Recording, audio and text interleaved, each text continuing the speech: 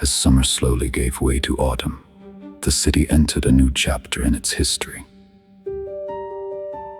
The hurried days of survival and organization were drawing to a close. The administration Elias had helped create had grown into a capable institution. Roads were maintained, supplies were inventoried, new homes rose where piles of rubble had once stood. For the first time, the settlement possessed not only leadership, but stability. The other keepers regarded Elias with a respect that often made him uncomfortable. Many had begun referring to him as the architect of the city's rebirth. He rejected the title whenever it was spoken. The city had not been built by one person. It had been built by countless hands working toward a common purpose. Even so, whenever difficult questions arose, the administrators inevitably sought his counsel. Matters of policy, disputes between departments, the allocation of scarce resources, and the planning of future expeditions were all brought before him. He listened. He offered advice when it was needed. Then he returned to the work he believed mattered most: discovery. His days settled into a comfortable rhythm. Each morning brought newly recovered artifacts to the archive. Some were ordinary. Others hinted at forgotten technologies waiting to be understood. Elias examined each one with the same quiet patience, recording observations, comparing recovered texts, and assigning promising discoveries to specialists for further investigation. It was the work he had always believed he was meant to do. Beyond the city, the protected zone continued to expand. The excitement of rushing into abandoned structures had long since faded. Experience had taught the keepers that haste often destroyed the very knowledge they hoped to preserve. A new procedure was adopted. No building would be entered until the surrounding streets had first been cleared and documented. Every fragment of stone, every collapsed beam, every discarded object resting upon the roads was carefully examined before being removed. Nothing was considered too insignificant to study. Roadways were gradually reopened, allowing wagons to reach deeper into the ancient city and providing safe routes for transporting heavy artifacts back to the archive. Only after an area had been stabilized would structural engineers declare a building safe enough to explore. The work was slower, far slower than many had hoped.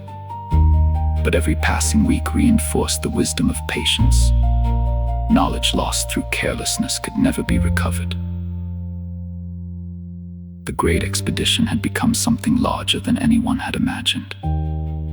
It was no longer a journey. It was an institution.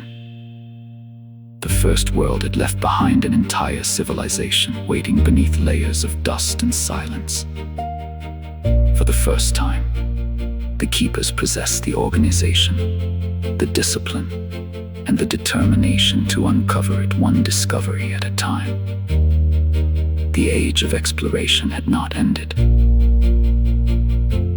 It had finally begun.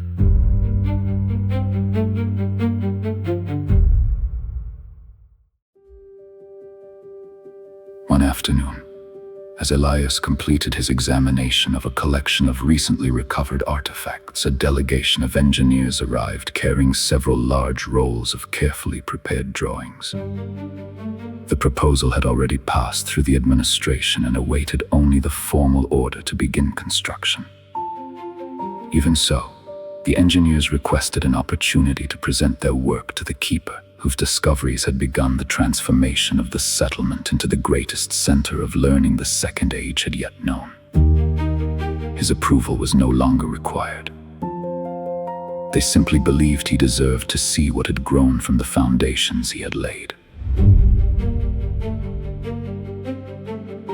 The plans covered nearly the entire table.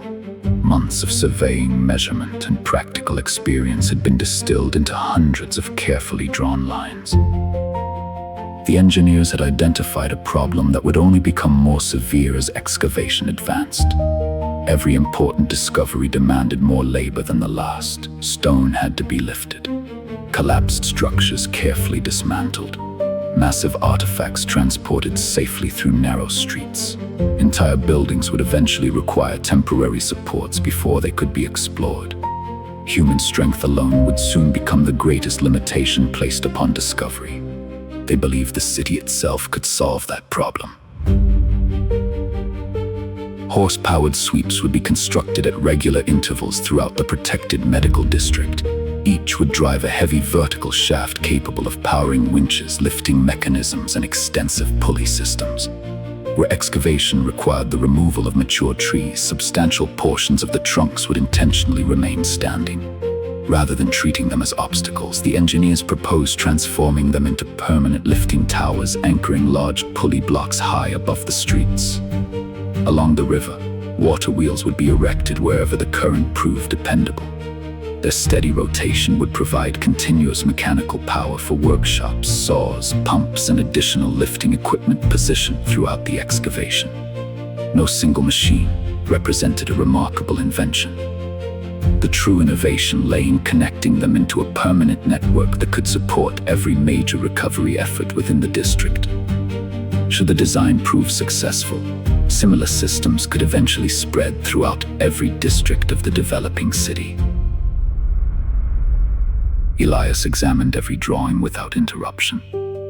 He traced the routes of drive shafts, studied the placement of pulley towers, considered the proposed locations of the water wheels.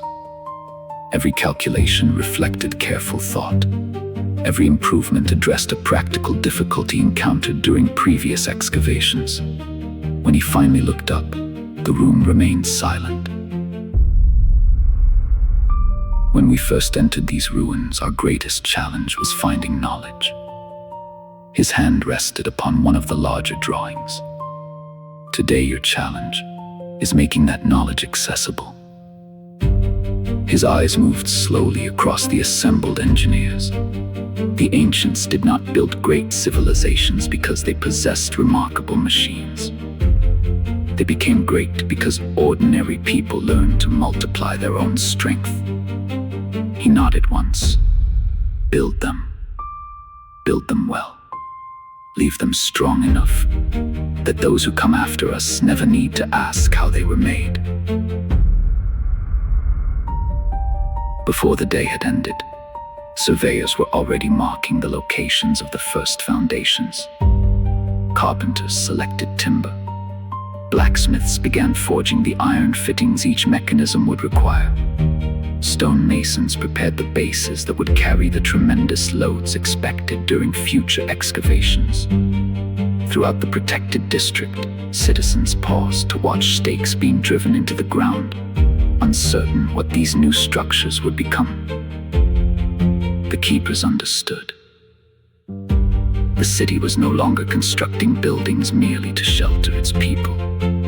It was constructing machines that would make every future discovery easier than the last. Few recognized the significance of that decision. Horse sweeps and water wheels, pulleys and winches, each had existed long before the collapse.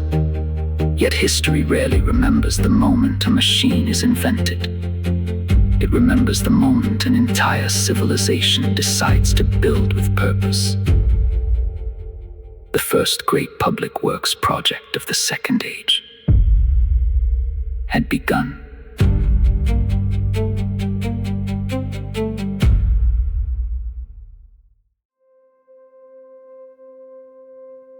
As winter approached, Elias noticed something unusual as he crossed the central square, admiring the ongoing construction and discovery continuing side by side. A procession of wagons was arriving from the coast. Each carried large wooden barrels carefully secured with rope and timber braces. There were too many to ignore. The deliveries continued throughout the morning. Some were taken toward the workshops. Others disappeared into newly constructed storage buildings near the river. No one appeared surprised. The movement seemed almost routine.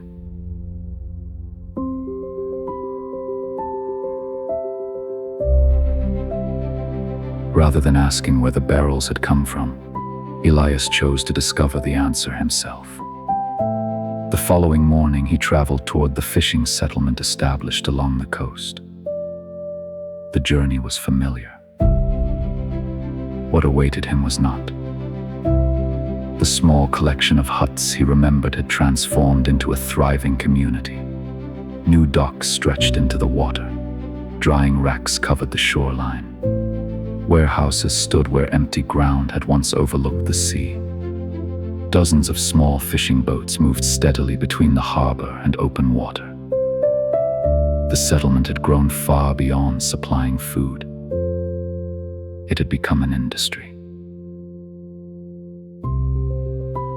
The greatest change stood near the edge of the settlement.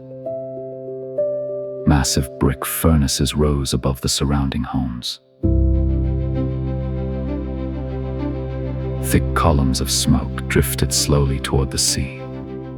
Nearby, workers unloaded great quantities of fish and the blubber harvested from animals taken along the northern coastline. Skins and meat were sent inland to smokehouses and leather makers. The brick makers had worked alongside the fishermen to construct rendering furnaces capable of operating continuously. Within dozens of iron vessels, fat was slowly heated until clear oil separated from the remaining tissue. The finished oil was poured into barrels and loaded onto wagons bound for the city. The process continued from sunrise until long after sunset. The keepers had quickly discovered that recovering knowledge often depended upon maintaining the tools that uncovered it. Iron gears required lubrication. Pulley blocks turned more smoothly when properly oiled. Axles lasted longer. Winches operated with less effort. The new mechanical work spreading throughout the protected district demanded increasing quantities of lubricant. The oil answered that need. It also burned with a bright, steady flame. Workshops would remain illuminated after darkness fell.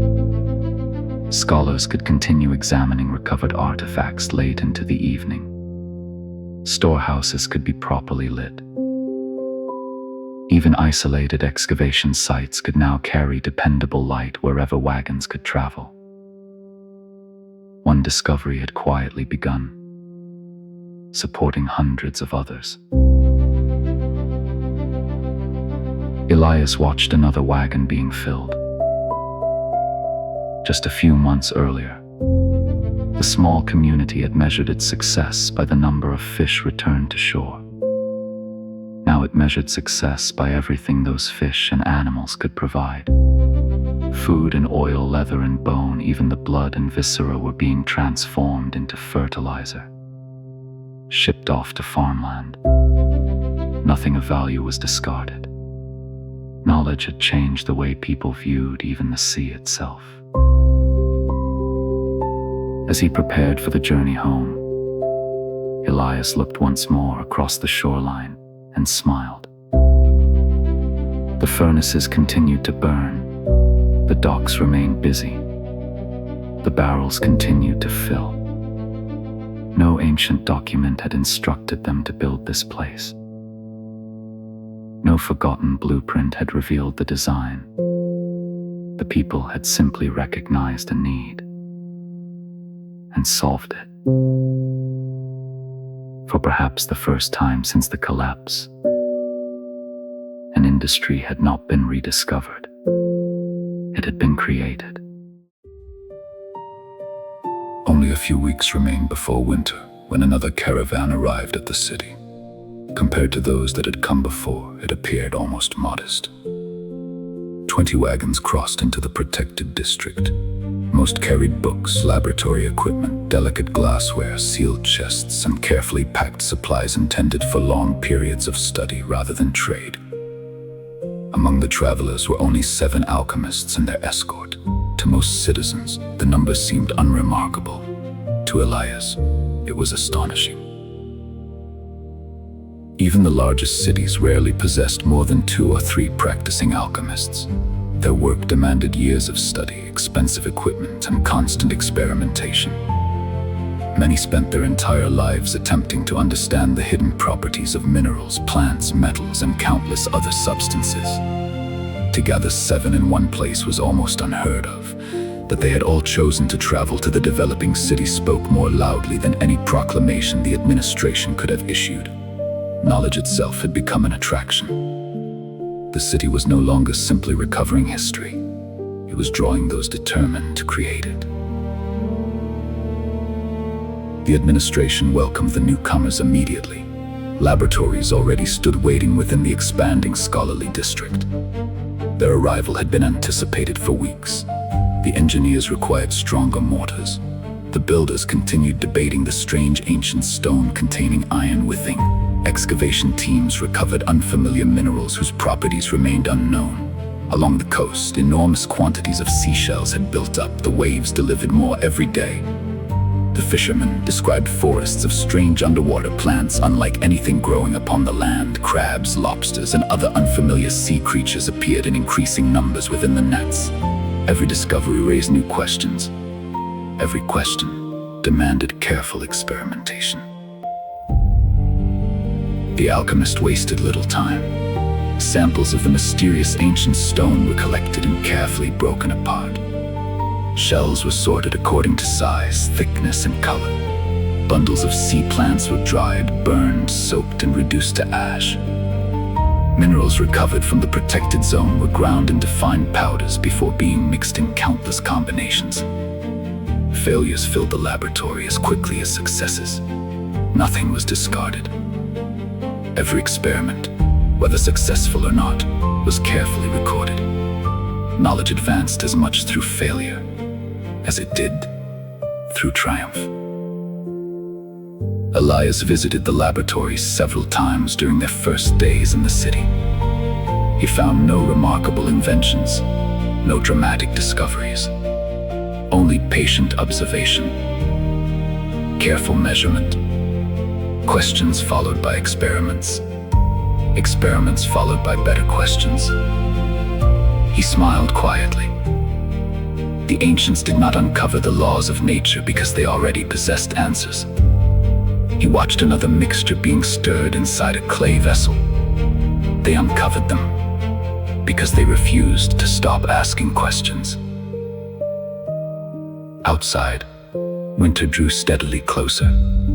Inside the laboratories, furnaces burned late into the evening. Glass vessels simmered. Scales measured powders to astonishing precision. Shelves slowly filled with labeled samples awaiting further study. For the first time since the collapse, a city possessed not only scholars who preserved knowledge, but scientists whose purpose was to discover knowledge that had never existed before.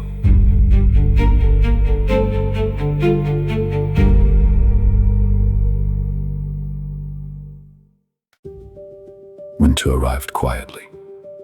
The first cold mornings carried a sharpness that reminded everyone the warmth of autumn had come to an end, yet the weather remained surprisingly gentle. The roads stayed open. The ground remained workable.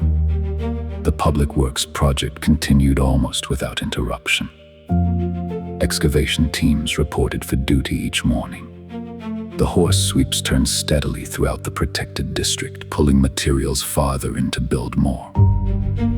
Along the river, the first 2 completed water wheels continued their patient work, lifting heavy materials, powering workshops, and proving that the engineers' ambitious designs had been well-founded. Meanwhile, the sound of hammers echoed across the city as new homes continued to rise before harsher weather could arrive. No one knew how severe the winter would become. Everyone chose to prepare as though it would be difficult. Throughout the city, communities organized themselves without waiting for instruction. Large iron cauldrons were suspended above open fires. Families contributed vegetables, grains, smoked meats, and preserved herbs to prepare enormous quantities of soup and stew. Throughout each day, workers arriving from excavation sites, construction projects, and workshops found warm meals waiting for them before returning to their duties. The meals were simple. The purpose was not comfort, it was endurance. A warm meal meant another productive afternoon, another completed building, another section of roadway cleared, another discovery preserved before winter tightened its grip. The cooperation extended far beyond the city itself. When the coldest nights arrived, concern quickly turned toward the fishing settlement along the coast. The sea offered food throughout the winter, but little protection from bitter winds. Rather than allowing their neighbors to endure the season alone, many families within the city opened their homes. Fishermen, shipwrights, and their families accepted invitations to remain inland whenever severe weather threatened. Homes grew more crowded. Tables grew longer. No one complained. The city had become a single community whose boundaries extended far beyond its walls. Evening meals soon became opportunities for conversation. The fishermen spoke of changing tides, distant reefs, and unfamiliar creatures that inhabited the coastline. Among them were heavily armored animals with powerful claws and long antennae. Others carried broad tails beneath thick shells and spent much of their lives hidden among submerged rocks. Most had ignored these strange creatures.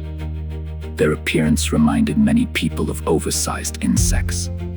Few had ever considered eating them. Curiosity eventually overcame hesitation. The first attempt surprised everyone. The meat was remarkably sweet, tender, and unlike any food the settlements had known before. Within days, fishermen began bringing crabs and lobsters ashore, pulled in by nets thrown from docks and jetties. What had once been discarded as an oddity quickly became one of the coast's most valued foods. Elias listened with quiet amusement as the discussions continued around the evening tables. He had spent much of his life believing that knowledge advanced through ancient texts, forgotten artifacts, and careful scholarship. Yet some discoveries arrived in far simpler ways. A shared meal, an unfamiliar idea, the willingness to try something new. He smiled to himself. Civilization grows strongest when knowledge is shared as freely as bread. Outside, winter continued its slow approach. Smoke drifted peacefully above hundreds of chimneys. The streets remained busy. Workshops stayed active. The public works project advanced one careful step at a time. Within the warmth of crowded homes, strangers became neighbors, neighbors became friends. And another small piece of the Second Age quietly found its place in history.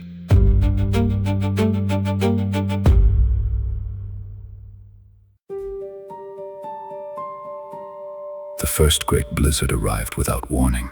By dawn, the roads had disappeared beneath deep snow. The wind erased familiar landmarks, reducing the city beyond the nearest buildings to little more than a wall of white. Construction ceased. Excavation halted. Even the great horse sweep stood silent beneath accumulating drifts. Nearly the entire city was forced indoors. Elias found himself among them. He'd spent the morning visiting one of the newly arrived alchemists to examine several unusual mineral samples recovered during recent excavations. Before either man realized how quickly the weather had changed, the roads became impassable. Returning to the city was no longer possible. The laboratory would have to serve as their home until the storm passed. Fortunately, it was one of the warmest buildings in the settlement. The alchemical furnace burned continuously, keeping both the laboratory and its adjoining quarters comfortably heated despite the storm raging outside. The blizzard refused to end. One day became another. Fresh snow buried the roads almost as quickly as workers could clear them. Supplies remained plentiful, but travel was impossible. Confined to the laboratory, the alchemist turned his attention toward experimentation. Unable to collect new materials, he was forced to work only with the specimens already lining the shelves. Among them were numerous fragments of the strange ancient stone recovered from nearly every surviving structure within the protected zone. The material had fascinated the expedition members. It possessed remarkable strength. It felt granular like sandstone and frequently contained many stones of different types within. Most curious of all, many broken pieces revealed iron bars passing directly through their centers. No one understood how the ancients had achieved such a thing. Day after day, the stone was crushed into finer and finer powder. Small samples were heated within the furnace at different temperatures. Others were allowed to cool before being mixed with carefully measured quantities of water. Most attempts failed. Some hardened too quickly. Others remained soft. Several crumbled almost immediately. Every result was carefully recorded. Failure simply narrowed the path toward success. Then, late one evening, something changed. A mixture prepared from the heated powder slowly began to thicken. Hours later, it hardened into a dense mass unlike anything the alchemist had produced before. The material continued growing stronger as the days passed. It could be shaped while wet. Once hardened, it possessed remarkable strength. The alchemist repeated the experiment. Then again. Each attempt confirmed the same extraordinary result. He had not recreated the ancient stone. He had discovered how to make it. He began referring to the mixture simply as liquid stone. Elias examined one of the newly formed samples in silence. Then he looked toward a broken fragment recovered from an ancient building. Iron protruded from its center. The keepers had believed the metal had somehow been carved or woven into the finished stone. Now the truth became obvious. The stone had never been carved around the iron. It had been poured. The metal framework had existed first. The liquid stone had flowed around it before hardening into a single structure. Thousands of ancient mysteries suddenly became understandable. Walls, bridges, foundations, great buildings. Entire methods of construction had revealed themselves through a single experiment performed during a winter storm. Outside, the blizzard still buried the city beneath snow. Inside the laboratory, two men sat quietly beside the furnace, studying a block of freshly hardened stone resting upon the workbench. Neither spoke for several minutes. Some discoveries announced themselves with noise and celebration. Others emerged almost unnoticed, waiting patiently for someone to ask the right question. Liquid stone would become one of those discoveries. Its true importance would not be measured by the buildings it repaired, but by the cities it had not yet built.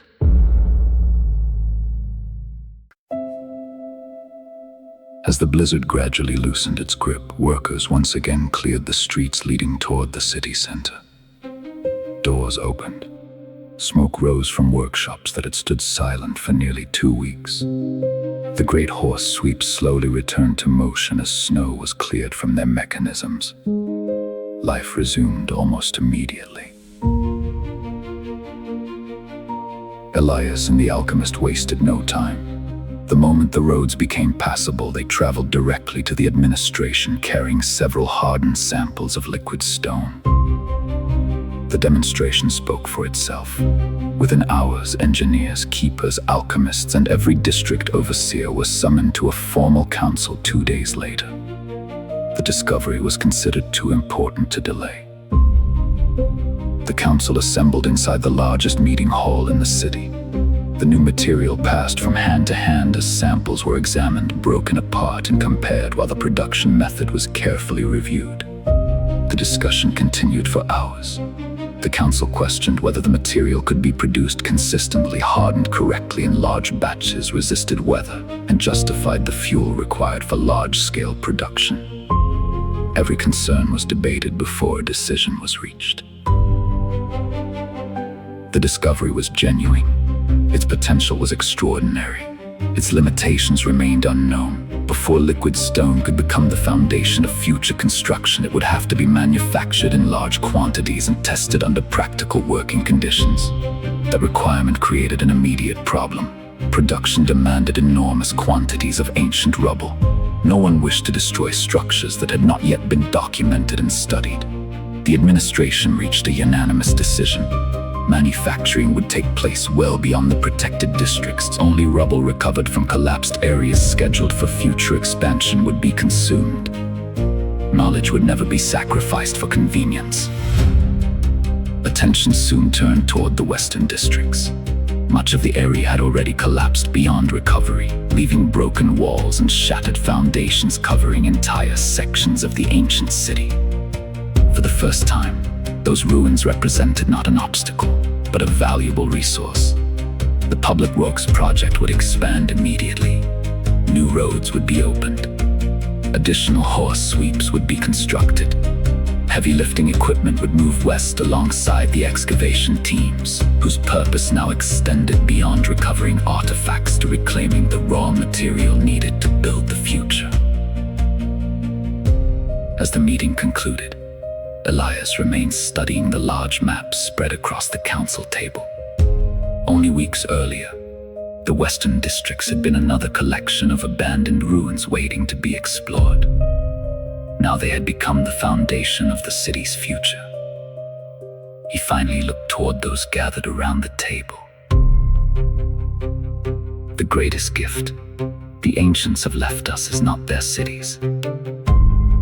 His hand rested gently upon the map. It is the opportunity to build our own. The room remained silent. No further discussion was necessary. The decision had been made. The Second Age would no longer build only with timber and stone. It would begin building with the very bones of the ancient world.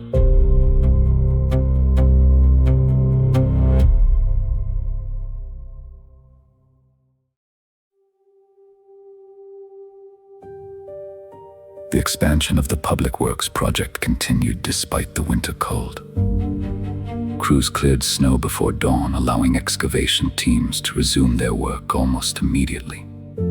Horse sweeps turned steadily throughout the protected district, lifting rubble that had remained untouched since the collapse.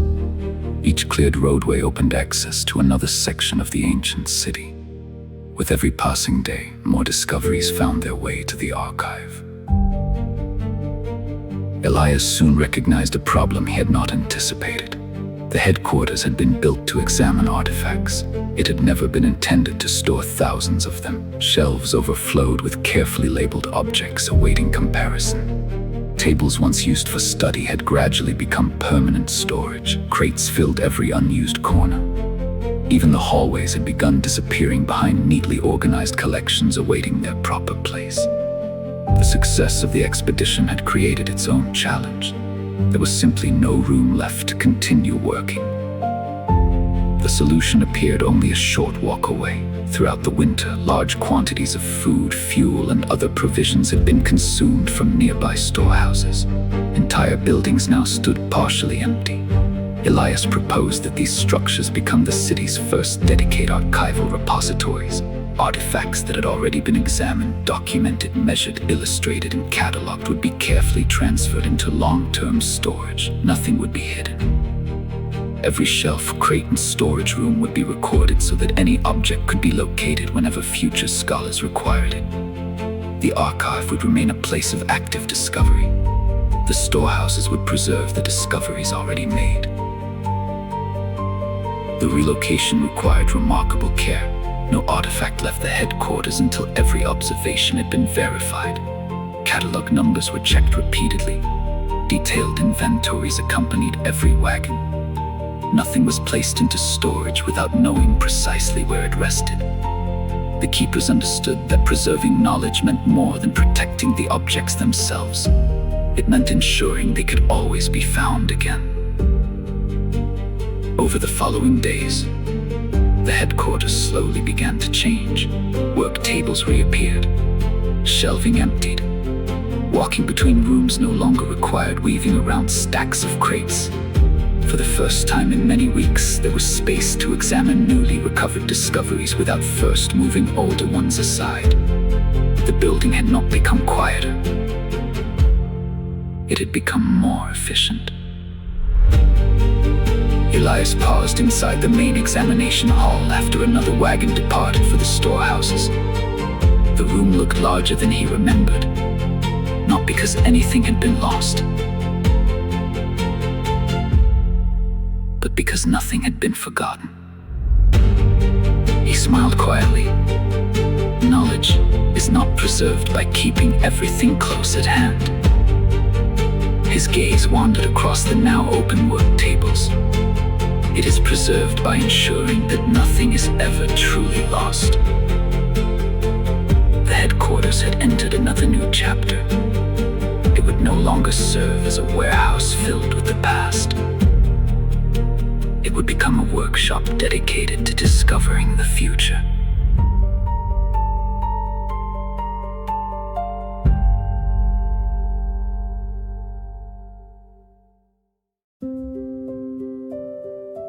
The expansion of the Public Works project continued despite the winter cold. With the headquarters no longer crowded by completed collections, new discoveries could be examined as quickly as they arrived from the protected district. Artifacts flowed steadily through the archive before finding their permanent homes within the growing network of archival storehouses. The city's systems were becoming increasingly organized. Each week brought greater efficiency than the last. As Elias finished arranging the final records within the headquarters, sudden movement outside his window drew his attention. Two alchemists crossed the courtyard at a full sprint. Moments later, they mounted horses and rode toward the coastline with remarkable urgency. Concerned that an accident had occurred, Elias saddled his own horse and followed. The roads remained difficult after the recent storms, but the tracks left in the snow made the journey easy to follow. The shoreline presented an unexpected sight. Rather than panic, Elias found excitement. The two alchemists had joined a third researcher beside a newly established coastal laboratory. Tables were covered with baskets of shells gathered from the beach, while kilns still radiated heat from recent experiments. The atmosphere was one of celebration. The researchers quickly explained the reason. After weeks of searching unsuccessfully for natural limestone deposits, they had begun examining the materials surrounding them instead. Clam shells, mussel shells, oyster shells, crab and lobster shells. Even the thick layers of barnacles covering the coastal rocks. Each consisted largely of the same material they had hoped to recover from the earth. When heated inside a kiln, the shells produced quicklime. The sea itself had become their quarry. The implications became apparent almost immediately. Quicklime would provide another essential ingredient for manufacturing liquid stone. It could also be used in the production of soap, the tanning of hides, the improvement of exhausted soil, the treatment of difficult materials, and countless other processes the alchemists had only begun to investigate. A resource once discarded without thought had become one of the city's most valuable raw materials. Once again, civilization had advanced not through discovering something hidden, but by understanding something that had always been present. Elias walked quietly along the shoreline. Every wave carried more shells onto the sand. The rocks were blanketed with barnacles that no one had previously considered worthy of notice. The coastline itself had become another workshop waiting to be understood.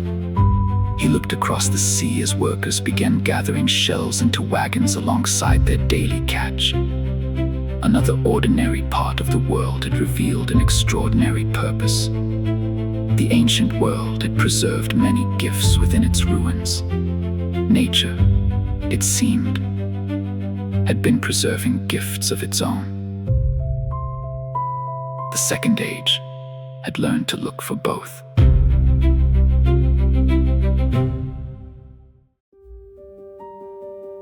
The first light of dawn crept across the rooftops as Elias stepped outside the headquarters of the archive. The morning air remained cold, carrying the scent of fires burning throughout the city as workers slowly prepared for another day. For a few quiet moments, he simply watched the sunrise. The sounds of wagons, horse sweeps, and distant hammers had not yet overtaken the streets.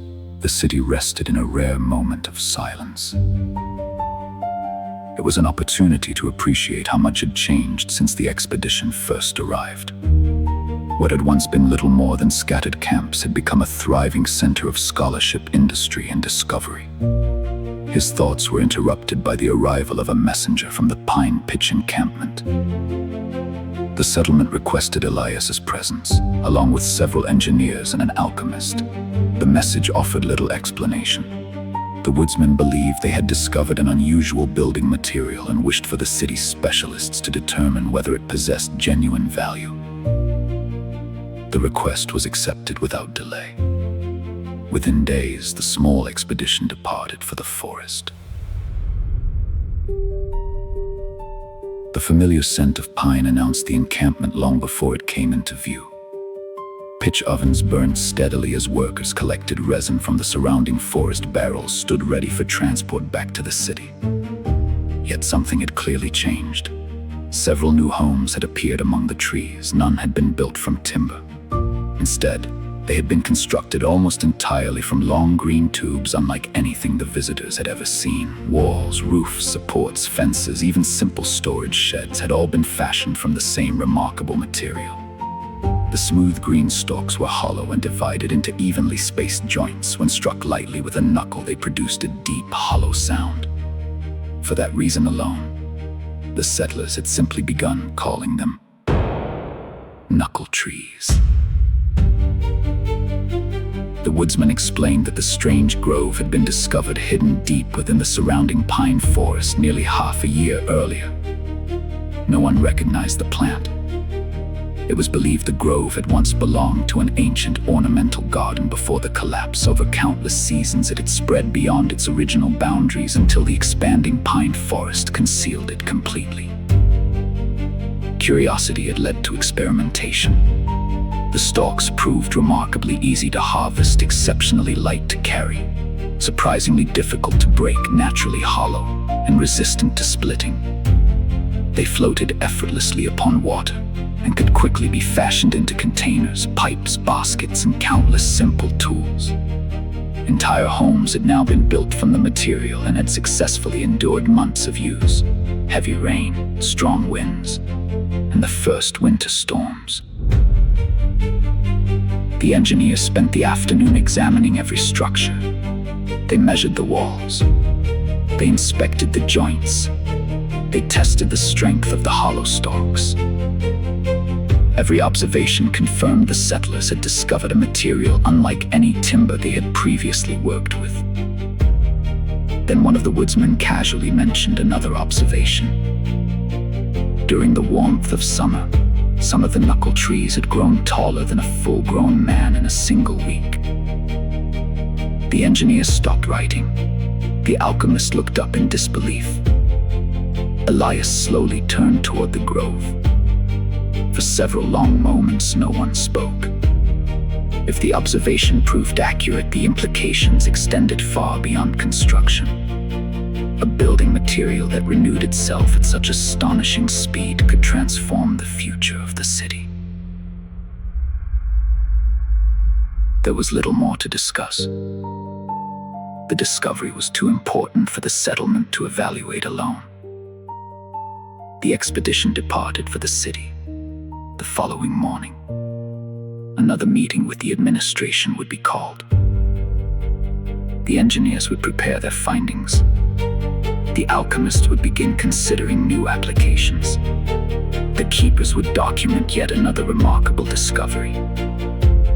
The Second Age had once again learned that some of civilization's greatest opportunities were not buried beneath the ruins of the ancient world. They were quietly growing all around them.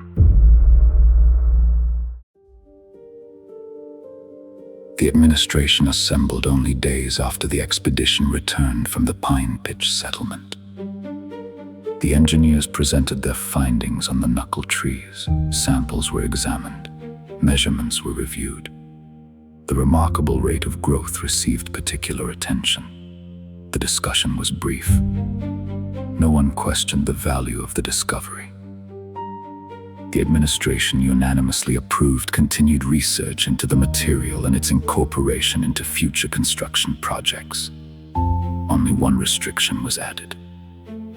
Because the grove was believed to have spread from an ancient ornamental garden before the collapse, and because of its extraordinary rate of growth, the cultivation of knuckle trees would be prohibited within the city and the surrounding districts.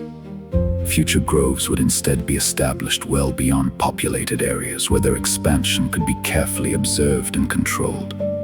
The decision was recorded without objection. The meeting, however, had only just begun. Attention soon shifted from construction to a far greater question. The city was growing.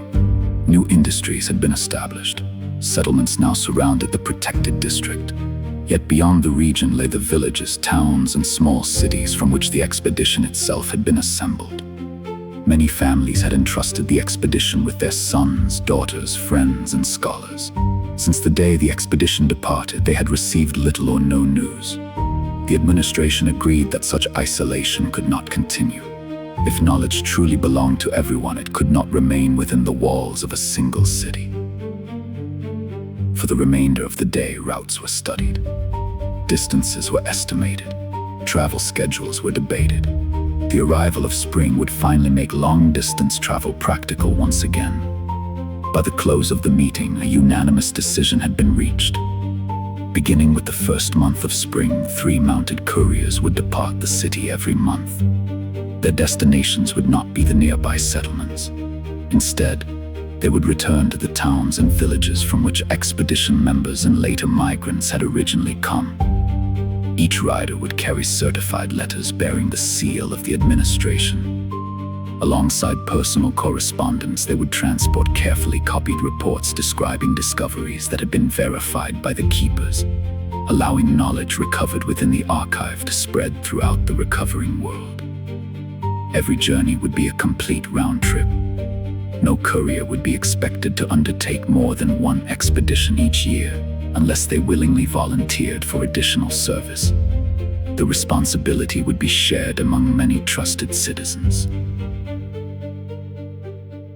The meeting finally came to an end as the first routes were committed to parchment. The city had spent months rebuilding roads, workshops, and industries. Now it would begin rebuilding something equally important: the connection between distant communities. Knowledge would no longer remain where it was discovered. It would travel. And with it, the Second Age itself.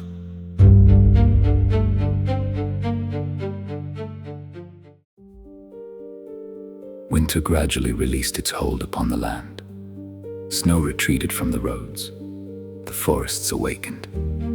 Fields surrounding the city slowly returned to green. For the first time since the migration had arrived, spring had come to the growing civilization. With it came the beginning of projects that had spent the winter waiting in careful preparation.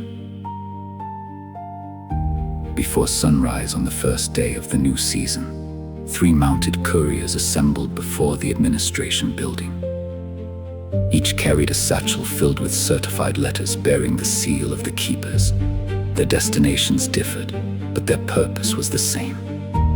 They would carry news, official decisions, requests, and reports to the surrounding settlements before returning with messages of their own. For the first time, communication between the growing communities would follow a regular schedule rather than chance encounters. The administration watched as the riders crossed the bridge and disappeared into the ruins. The city's first communication network had begun. Elsewhere, another long-awaited experiment finally commenced. Builders prepared several excavation sites where the first foundations of liquid stone would be poured. Each foundation contained a different mixture of aggregate. Some used coarse stone, Others relied upon crushed brick, broken pottery, or carefully sorted gravel. Every mixture was documented before it hardened. The engineers intended to discover not merely whether liquid stone worked, but which combinations worked best. The results would shape every structure built thereafter. From the pine forests, long wagon trains arrived carrying thousands of harvested knuckle trees. The remarkable plants were unloaded throughout the city as engineers and craftsmen eagerly began experimenting. Some became supports for excavation tunnels. Others strengthened temporary scaffolding around damaged structures. The hollow stalks proved equally useful inside workshops, where they were fashioned into lightweight cups, capped water containers, storage vessels, baskets, pipes, and countless everyday tools. Every week revealed another practical use for the strange green plant. What had begun as a curiosity hidden beneath the pines was quickly becoming one of the city's most versatile resources. The Pine Pitch settlement also shared in the city's growing prosperity. Engineers were dispatched to assist the woodsmen in improving their processing equipment. New furnaces were planned. More efficient resin collection systems were designed. Larger storage facilities would allow production to continue throughout the changing seasons. The settlement had grown beyond a temporary work camp. It had become an essential industry whose success strengthened every community connected to it. As Elias walked through the city that evening, the changes were impossible to ignore. Couriers rode beyond the horizon, carrying the words of the administration. Engineers tested the future beneath their feet. Craftsmen shaped unfamiliar materials into useful tools. Entire settlements improved industries that had not existed only months before. No single discovery had transformed civilization. Thousands of small discoveries working together were accomplishing something far greater. The Second Age was no longer simply recovering from the collapse. It had begun building a future of its own.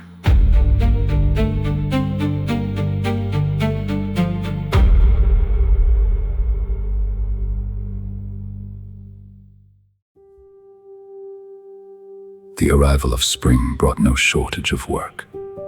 Engineers supervised new foundations. Couriers departed for distant settlements. Craftsmen experimented with knuckle trees. Across the city, progress continued in every direction. For the first time in many months, Elias chose to leave the archive behind. Instead of studying discoveries already recovered, he returned to the place where the white marker had first emerged from beneath the rubble. There was no ceremony awaiting him, no gathering of scholars. Only workers already hard at their labor. Without hesitation, Elias joined them. Together they loaded broken stone into waiting wagons. Tree stumps were dug from the earth, one stubborn root at a time. Heavy timbers were cut, trimmed, and fastened to the great horse sweeps. Massive blocks of fallen masonry were secured with thick ropes before the horses slowly pulled them clear of the ancient walls. Each movement revealed a little more of the enormous structure hidden beneath centuries of ruin. The work was slow, demanding, unrelenting. Yet every stone removed felt like another page being uncovered from history itself. By midday, Elias was scarcely recognizable from the laborers surrounding him. His hands were blistered. His clothing was stained with dust and mud. His shoulders ached from lifting rubble that seemed determined never to move. No one treated him differently. Here, every person shared the same purpose. The archive had never belonged to one scholar. It belonged to everyone willing to build it. As evening settled across the excavation, the horses were unfastened from the sweeps and the final wagons departed. The workers drifted toward their camps, exhausted from another day's labor. Too tired to return immediately to the city, Elias lowered himself onto a nearby pile of straw. Above him, the sky slowly filled with stars. the same stars that had watched over the expedition on its first uncertain night. He smiled quietly. His thoughts wandered through everything that had followed. The first discoveries, the founding of the city, the archive, the fishing villages, the pine pitch settlement, liquid stone, the knuckle trees, the growing roads that now carried knowledge back into the wider world. So much had changed. Yet beneath the stars, surrounded by workers resting after an honest day's labor, it felt strangely familiar. The expedition had become a civilization, but its heart remained unchanged. It was still built by ordinary people choosing, one day at a time, to leave the world better than they had found it. A sleep slowly overtook him. Elias looked once more toward the great building emerging from beneath the ruins. Tomorrow, they would uncover a little more, and somewhere beneath the remaining stone, history was still waiting.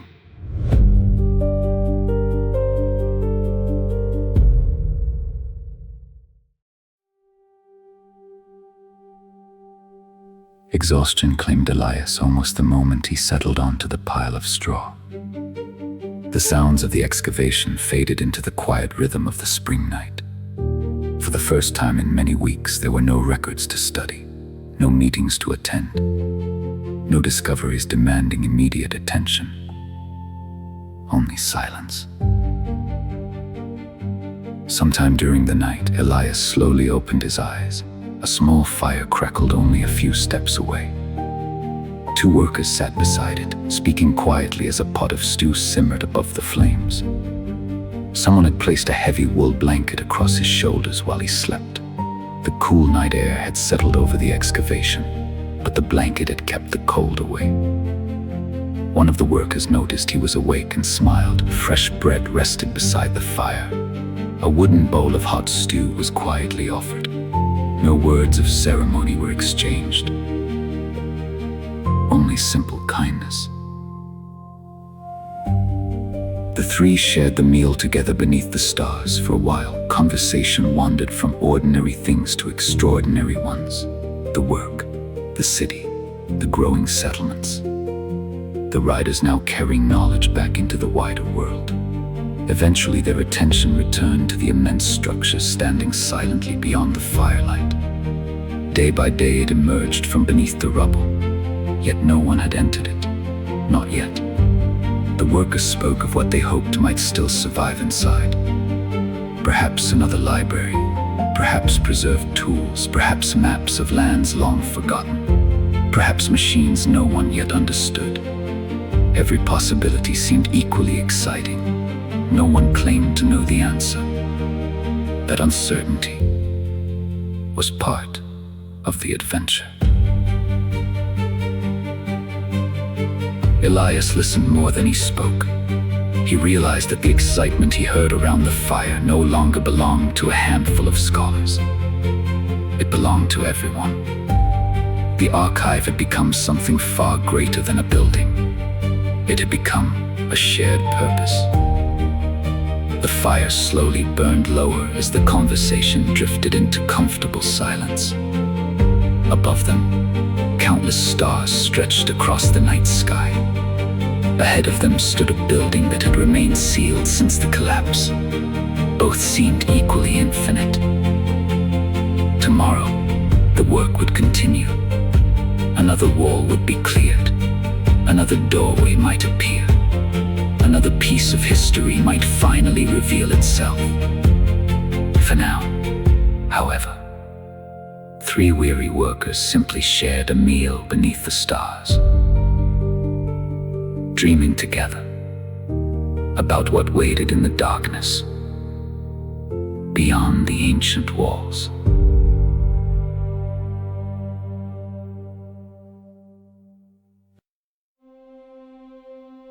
Sleep reclaimed Elias almost as quickly as it had left him. Wrapped in the heavy wool blanket with the warmth of the fire still lingering nearby, he drifted once more into peaceful sleep beneath the stars. He awoke to chaos. Shouting echoed across the worksite, boots pounded against the ground. Voices called to one another from every direction. For a brief, terrifying moment, Elias believed disaster had struck. He sprang to his feet, heart racing, and instinctively joined the stream of workers running toward the river. No one stopped. No one looked back. Everyone ran toward the same destination. As Elias reached the footbridge, the panic vanished as suddenly as it had begun. The crowd had stopped. Dozens of people stood motionless, staring across the water. Confused, Elias followed their gaze. Far beyond the bridge, something protruded from the summit of an enormous mound of ancient brick and shattered masonry that workers had been slowly dismantling for months. Whatever it was, it did not belong there. Still covered in dirt and mud from the previous day's labor, Elias crossed the bridge at a run. He climbed over scattered rubble and around fallen walls until the full scale of the excavation finally revealed itself. The mound was immense. It took several minutes simply to walk around its base. At its summit, workers had erected a massive timber hoist. Heavy ropes disappeared over its highest beam. Below it stood an extraordinary gathering, more than 30 keepers. The city's 7 alchemists, engineers, administrators, and laborers all had abandoned their work. Every eye remained fixed upward. Elias stepped beside the gathering, preparing to ask what had happened. The words never came. A foreman raised his arm. The horses leaned into their harnesses. The ropes tightened. For a heartbeat, nothing moved. Then the mountain answered.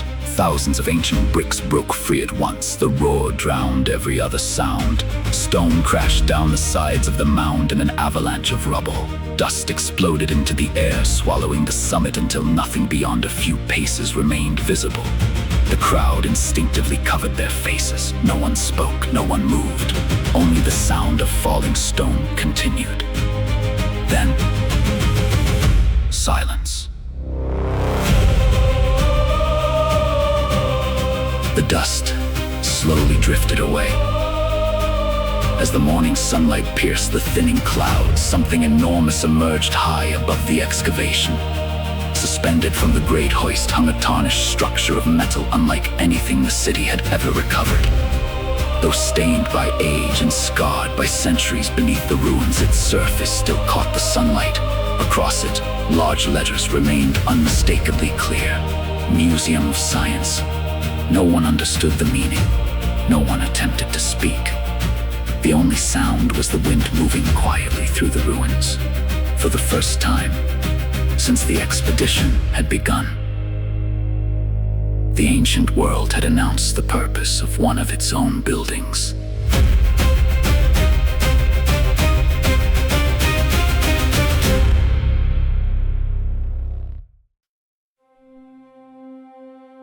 The great hoist strained beneath the immense weight as the horses slowly backed away.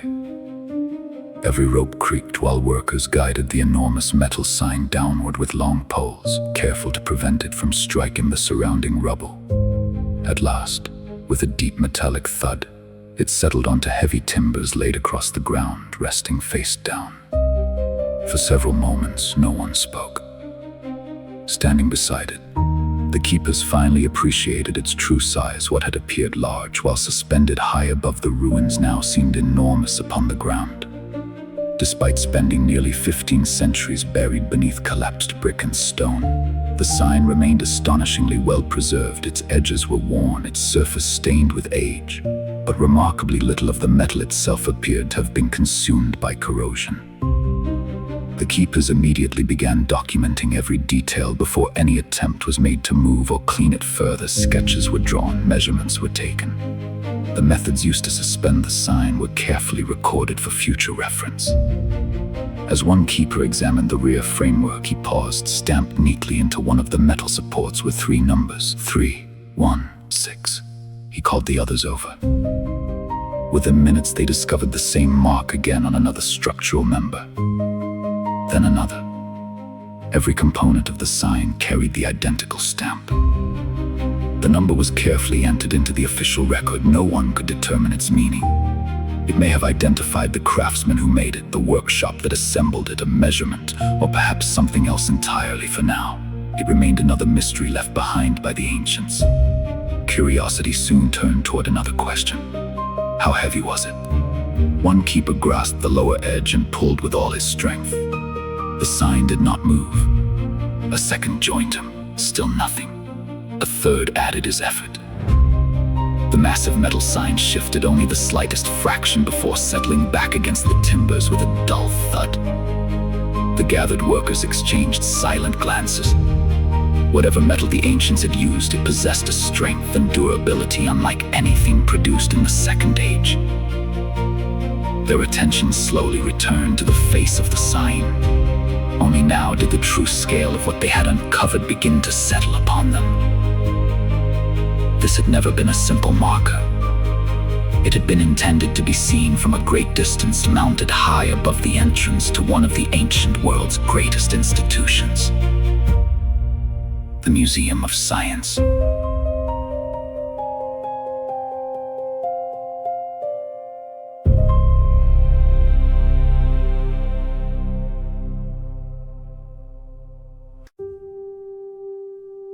The discovery of the enormous sign transformed the archive almost instantly. While engineers, laborers, and surveyors continued clearing rubble around the ancient building, nearly every keeper hurried back across the river toward the city. Archive storehouses were opened, cabinets were unlocked. Carefully catalogued bundles of manuscripts were carried into the primary administration building, until every long table disappeared beneath a growing sea of ancient documents. No one had expected that a single discovery would bring the entire scholarly community to a halt. The question before them was simple. What was a museum of science? Still covered in dirt and mud from the previous day's work, Elias hurried to his quarters and unlocked a small wooden chest. Inside rested some of the oldest and most precious documents in the archive, the fragile fragments he had purchased from wandering traders many years before, the very writings that had first inspired the expedition beyond the horizon. Carefully cradling the chest, he hurried toward the administration hall. He had barely stepped through the doorway before several keepers looked up from their work. One by one, their eyes moved from the ancient documents to Elias. His robes were stiff with dried mud. Brick dust covered nearly every fold of cloth. His boots carried dirt from the excavation, and his hands were still darkened from moving timber and stone. One of the senior keepers quietly folded his arms. No. The room fell silent. You are not handling a single document until you've had a bath. Laughter spread gently through the hall. Even Elias looked down at himself before smiling in agreement. Without a single complaint, he carefully handed the chest to another keeper for safekeeping before returning to his quarters. Sometime later, he returned freshly washed, dressed in clean robes and with hands thoroughly scrubbed. Only then were his treasured fragments placed beside the thousands of other recovered writings. Soon, the greatest collection of ancient knowledge ever assembled rested together in one room. Books, maps, engineering drawings, medical writings, personal journals, trade records, illustrations, loose fragments. Every page was examined again. Every unfamiliar word was reconsidered. Every overlooked note was given a second reading. If the answer existed, the keepers believed it was already somewhere within the knowledge they had recovered. The search continued without interruption. One day became two. One night became another. Candles burned themselves away before being replaced. Meals were carried into the hall rather than allowing the scholars to leave their work. Some keepers rested only long enough to close their eyes for an hour before returning to the tables. Outside, the excavation continued steadily. Workers cleared fallen walls. Engineers stabilized exposed masonry. The great building waited patiently. Inside the administration hall, however, time itself seemed to stand still.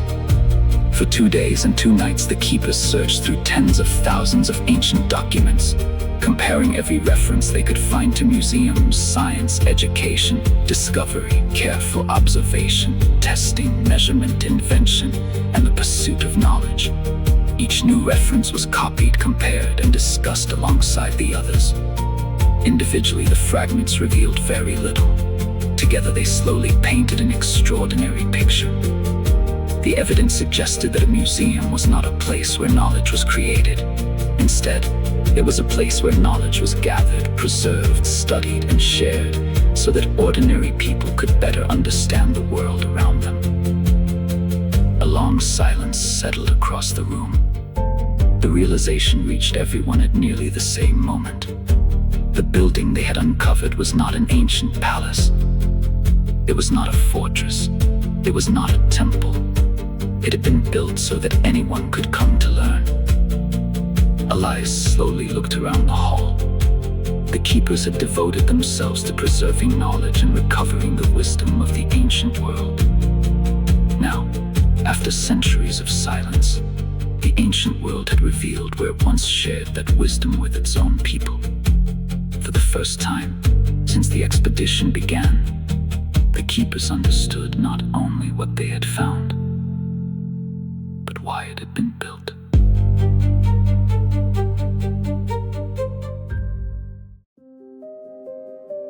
The days following the identification of the Museum of Science became some of the busiest since the expedition had first reached the ancient city. News spread quickly through every settlement. The building had not been a palace. It had not been a fortress. It had been a place dedicated to knowledge itself. Additional laborers volunteered almost immediately. Engineers reorganized work crews. New wagons arrived carrying timber, rope, tools, and fresh supplies. Every effort was now focused on exposing the Museum of Science as safely and quickly as possible. The city had found its purpose, yet amid the excitement, Elias found his thoughts becoming increasingly difficult to quiet. For years, he had dreamed of discovering forgotten knowledge. Now the doors to an entire world of it waited beneath thousands of tons of stone and earth.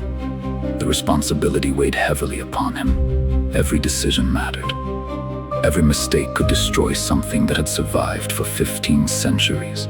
Seeking a moment away from meetings, maps, and endless discussion, Elias quietly gathered several baskets of bread, smoked fish, fresh water, and dried fruit. Rather than walking toward the museum, he followed an older path through the ruins. Only a small crew remained at the place where everything had begun. The white marker still rested nearby, carefully protected beneath a simple wooden shelter. Most of the city's attention had moved elsewhere. These workers continued removing debris from the surrounding buildings, one stone at a time. The work was slow, patient, uncelebrated. When the workers noticed Elias approaching with food, broad smiles spread across tired faces. Before long, everyone was seated together in the shade of a partially collapsed wall, sharing bread, water, and quiet conversation. No one spoke about discoveries. No one debated ancient writings. Instead, they talked about home, about children, about horses that refused to cooperate, about the unusually warm spring and whether the coming summer would be even hotter. For the first time in days, Elias found himself laughing. After the meal, he quietly picked up a shovel without saying a word. No one questioned him.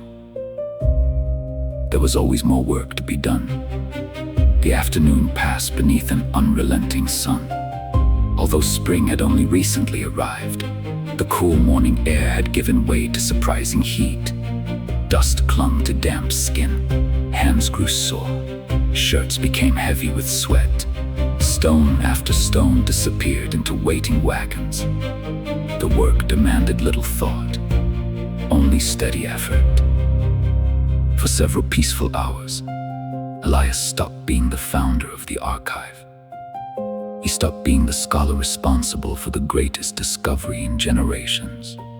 He became simply another worker clearing the ancient city beside friends. As the sun slowly lowered toward the western horizon, he realized the weight on his mind had become just a little lighter. Sometimes the clearest answers were not found within books, but through honest work, shared with good people.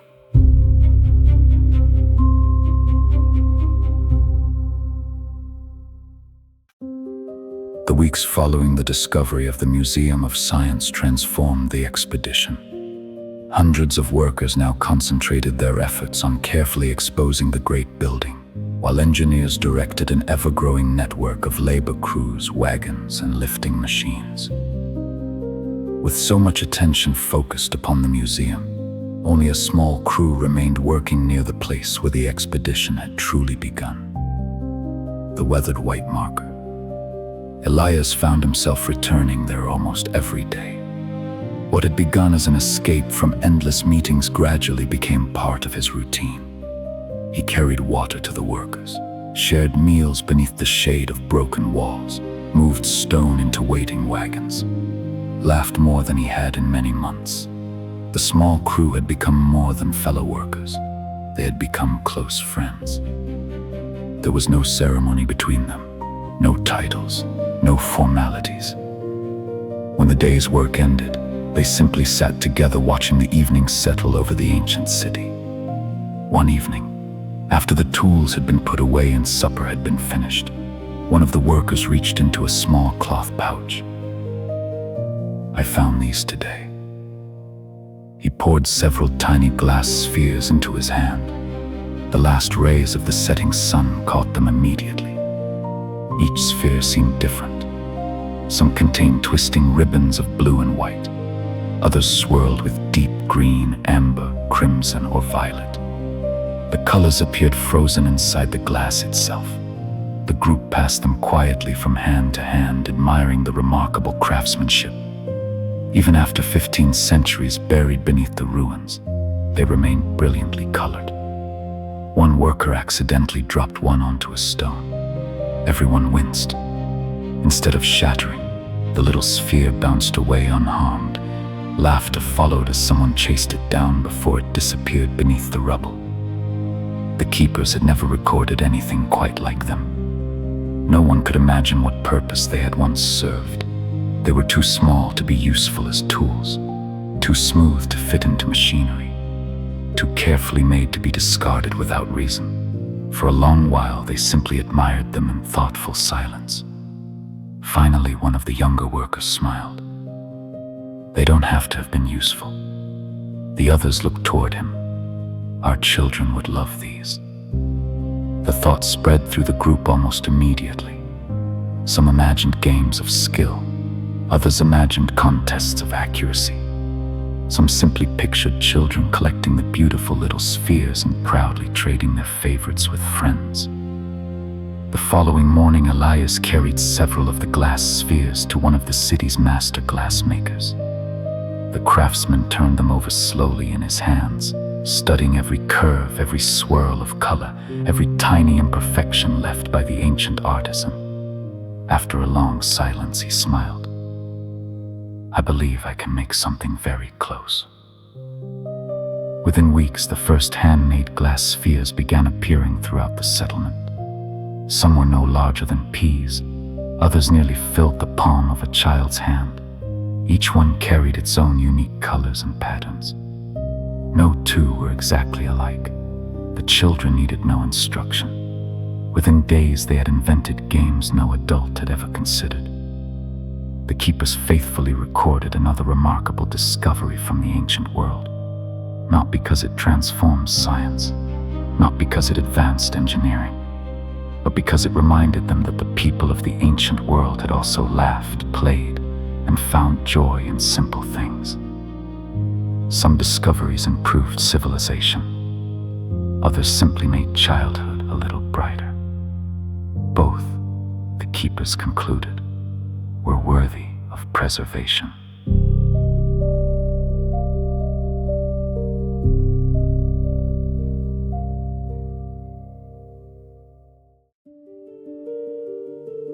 Several weeks after the discovery of the Museum of Science, one of the monthly courier riders returned with unexpected news from the distant settlements.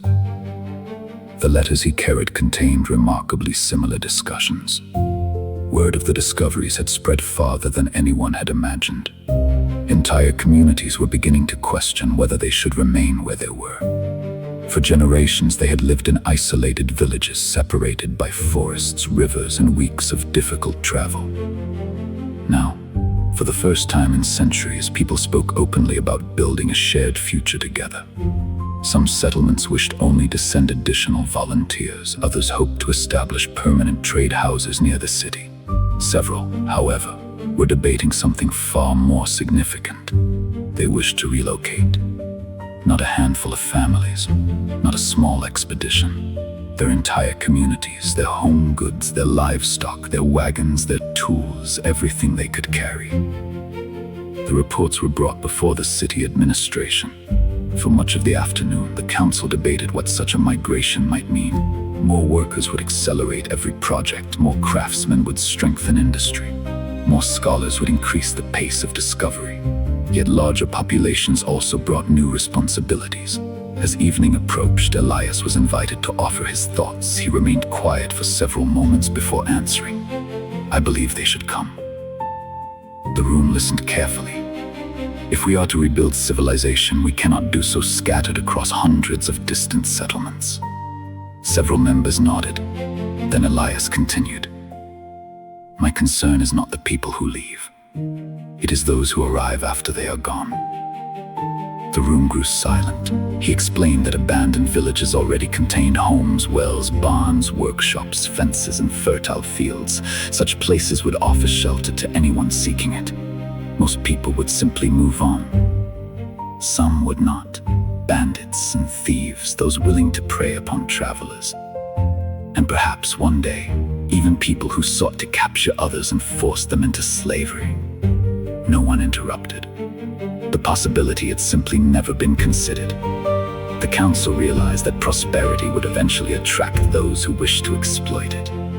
Until now, disagreements within the growing city had remained remarkably uncommon. People settled disputes peacefully.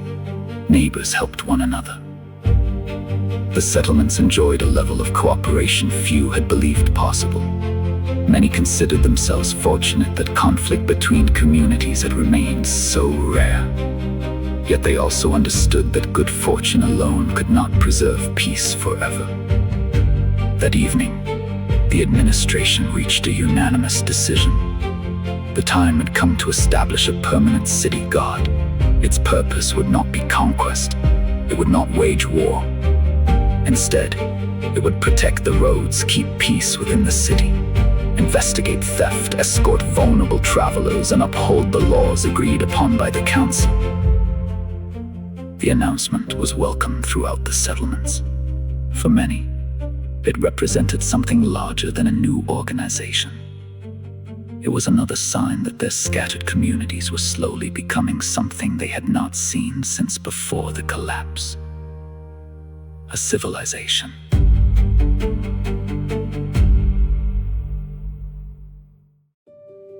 The council assembled again the following morning. With the decision to establish a permanent city guard already made, attention turned toward the practical matters of bringing the new organization into existence. The first discussions required little debate. The guard would need armorers dedicated to producing helmets, shields, and protective equipment. Additional blacksmiths would be trained to specialize in swords, spears, pikes, and other weapons required to defend the growing city. Leather workers would craft belts, scabbards, and equipment for patrols. Carpenters would produce training weapons, spear shafts, and shield frames. Each proposal passed unanimously. The city had grown beyond the point where such responsibilities could remain part-time occupations. As the morning continued, another question emerged. If the guard is to represent the city, under what banner shall they stand?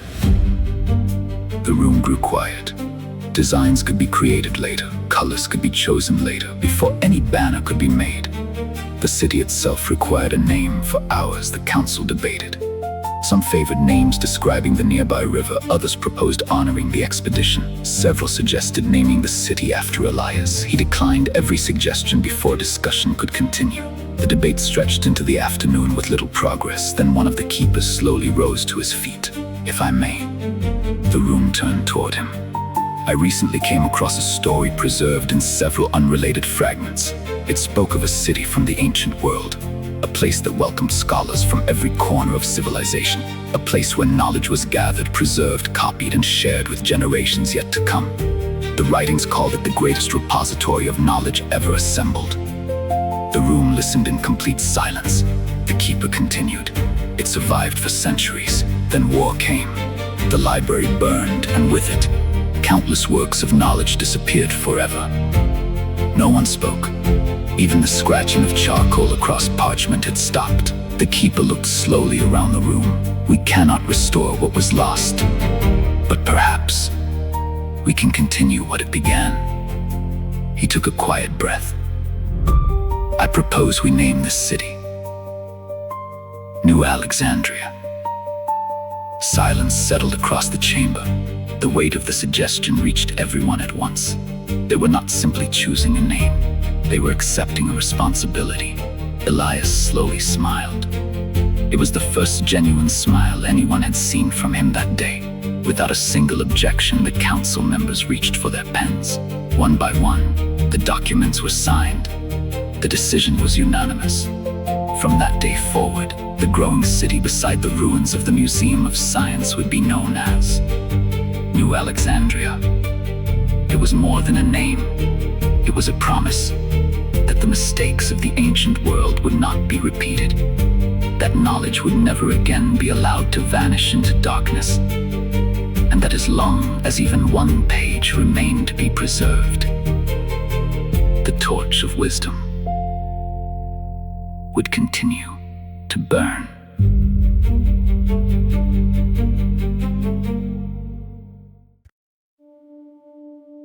With the city guard officially established and reports of additional settlers preparing to relocate, the administration once again turned its attention towards the city's future.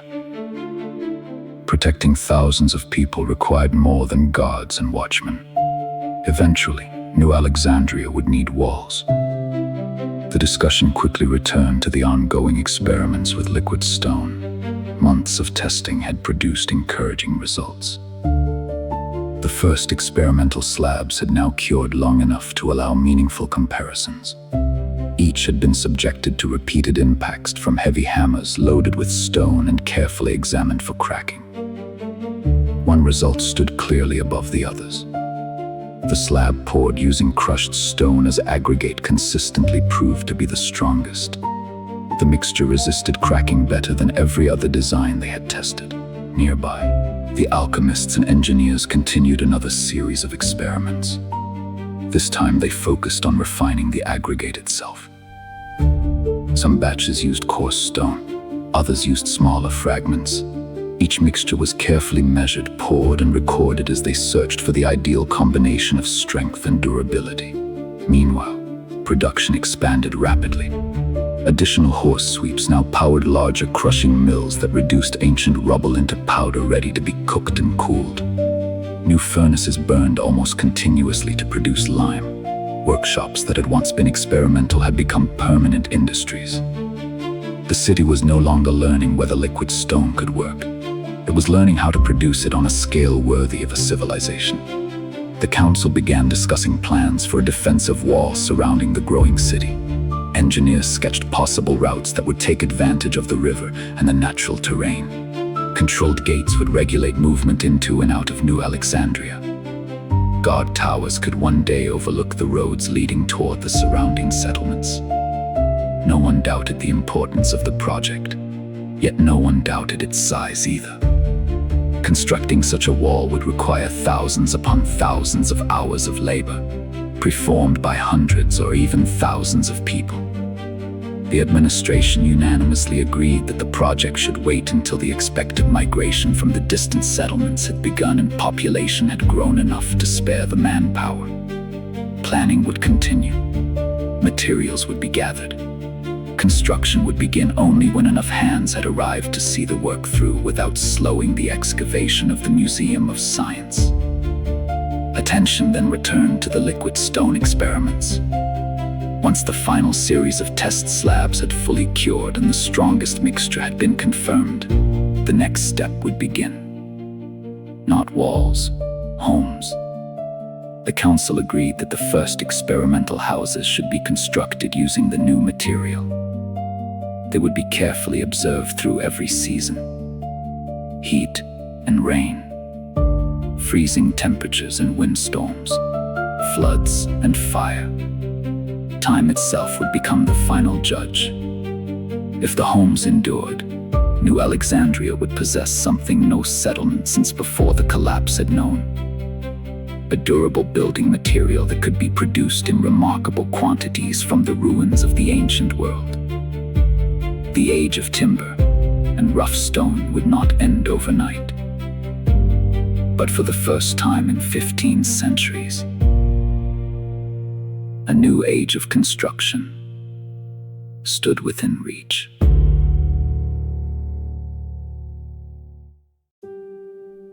Spring brought more than warmer weather. It brought new questions. As word spread that entire settlements were considering relocating to New Alexandria, the administration increasingly found itself planning not for the city's present, but for its future. One morning, several farmers from the settlements surrounding the city requested an audience with the council. Their concern was straightforward. If thousands of new residents arrived over the coming seasons, the existing fields would no longer produce enough food. Even if the harvest proved sufficient, the settlements lacked enough mills to process the grain into flour before it spoiled. The administration immediately called for engineers to join the discussion. The problem was not one of farming, it was one of infrastructure. After several hours of planning, a solution began to emerge. Teams of engineers would travel to the farming settlements carrying knuckle trees, pine pitch tools, and surveying equipment. Simple irrigation systems would be constructed to improve harvests during the warmer months. Additional farmland would be cleared and prepared using horses and oxen. New fields would be planted before the growing season advanced further.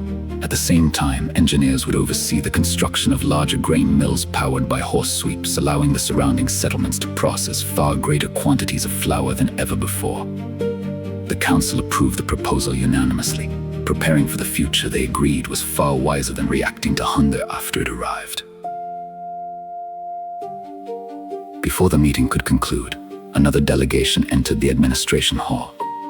This time the visitors came from the coast. The fishermen carried a different concern. Each season would require traveling farther from the original camps to maintain the same catches. The nearby waters would still provide food, but the abundance they had first discovered would slowly diminish. No one believed the sea was failing. The fishermen simply feared they were asking too much from one small stretch of the endless coastline. The administration agreed. Rather than increasing pressure on a single fishing settlement, the work itself should expand. Engineers and laborers would accompany the fishermen along the coast, establishing additional fishing camps at regular intervals roughly 1 mile apart. Each camp would include simple shelters, smokehouses for preserving the catch, storage buildings, fresh water, and boat landings where the shoreline allowed. The engineers also proposed another idea.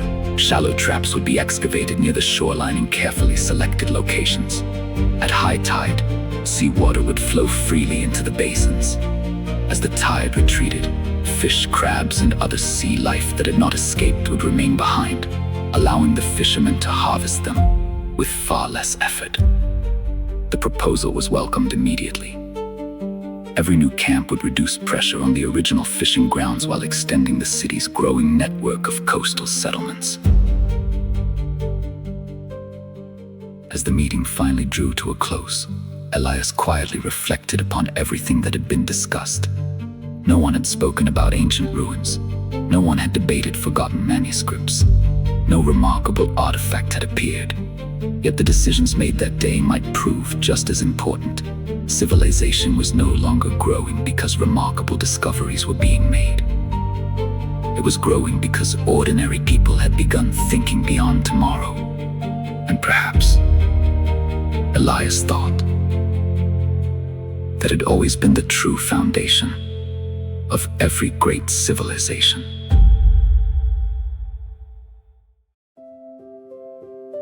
The administration had scarcely concluded another meeting when one of the city's engineers requested Elias's presence. There was an unmistakable excitement in his voice. Elias recognized him immediately. He had been among the small group that had first traveled to the Pine Pitch settlement months before. The same engineer who had stood in astonishment upon discovering the strange green knuckle trees hidden beneath the pines. Now he carried a thick bundle of notes beneath one arm. You're going to want to see this." Without another word, the engineer led Elias toward one of the city's testing yards. Rows of knuckle trees stood arranged beneath simple wooden shelters.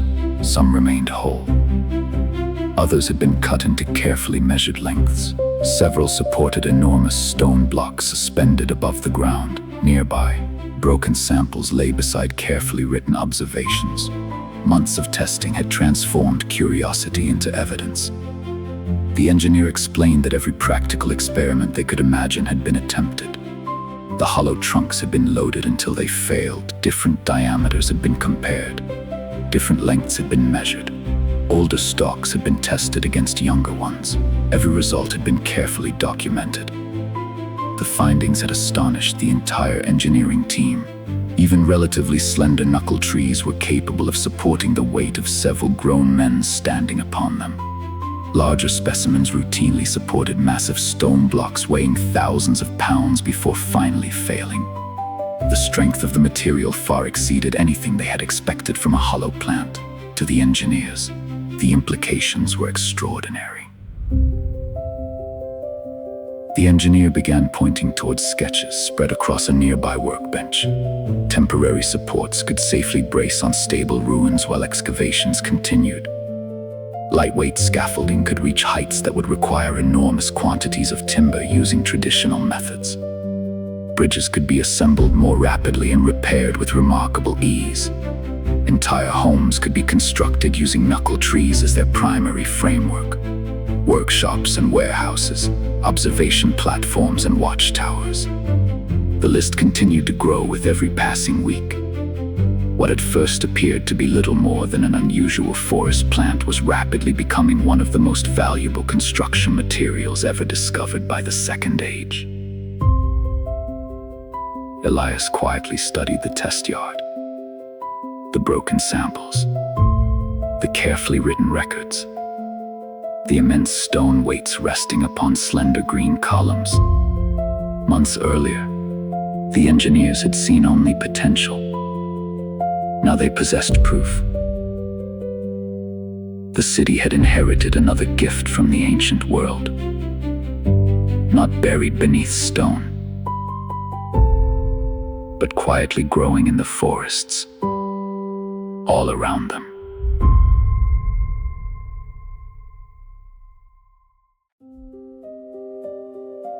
As Elias and the engineer made their way back toward the archive, still discussing the remarkable strength of the knuckle trees, they noticed someone waiting patiently outside the entrance.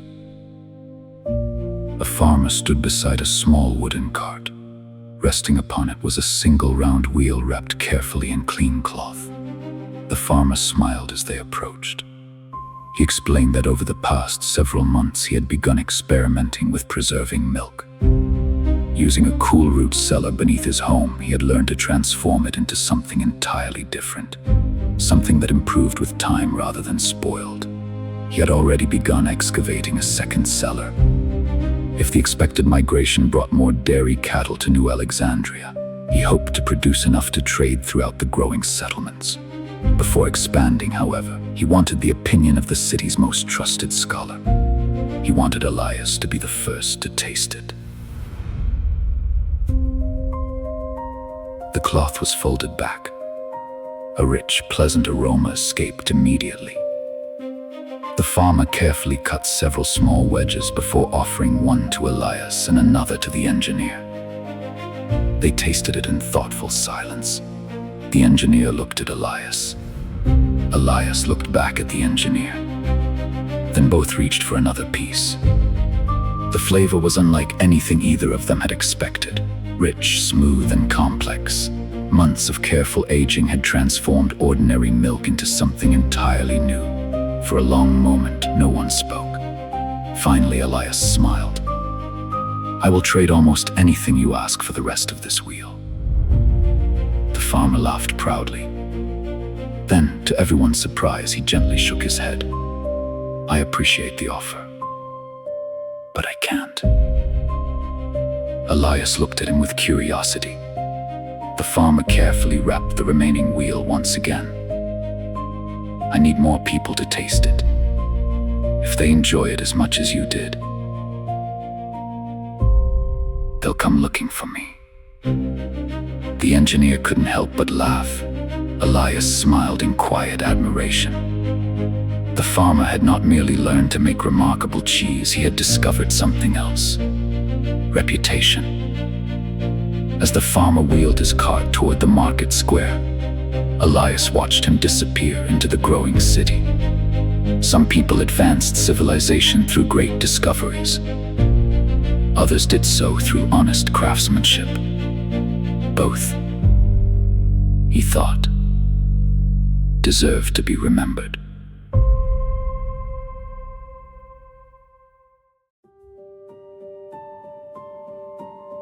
Summer stood only a few weeks away. The days had grown noticeably longer. Warm afternoons now stretched well into the evening, allowing work crews to accomplish more with every passing day. Elias found himself returning to the Museum of Science. He paused upon a nearby rise overlooking the excavation. The transformation was astonishing. What had once been an enormous mountain of broken brick and collapsed stone had been reduced to orderly stacks awaiting removal. For months, hundreds of workers had labored together to uncover the ancient structure without causing further damage. Now, at last, the building stood almost completely free from the rubble that had imprisoned it for 15 centuries.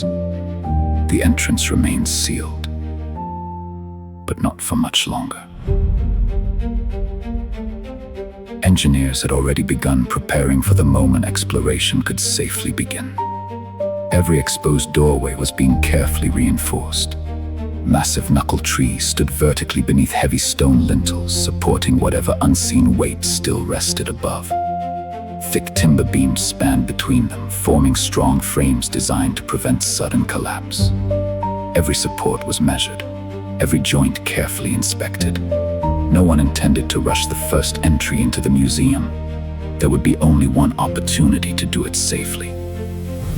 Nearby, enormous stacks of timber and harvested knuckle trees had been gathered in preparation.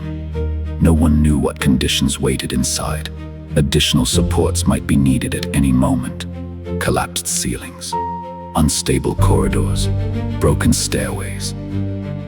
The engineers intended to be ready for every possibility. Coils of rope rested beneath simple shelters alongside ladders, shovels, pry bars, lanterns, spare tools, and carefully prepared equipment. Nothing had been left to chance. Only a short distance from the entrance stood a newly completed building. Though modest in size, every keeper understood its importance. Within its walls, every object recovered from the Museum of Science would receive its first examination before being transferred to the archive or another secure storehouse. Tables had already been prepared. Shelving lined the walls. Fresh record books waited beside neatly sharpened charcoal sticks. The building itself remained empty. For now, everyone knew that would soon change. Elias quietly walked among the preparations, the careful bracing, the stockpiled materials, the waiting equipment. Months of planning had brought the expedition to this moment. Soon the first doorway would be opened. Soon the first steps would be taken into a place no living person had entered since before the collapse. The city stood ready. The keeper stood ready. The engineers stood ready. Now, they waited only for the ancient world to welcome them inside.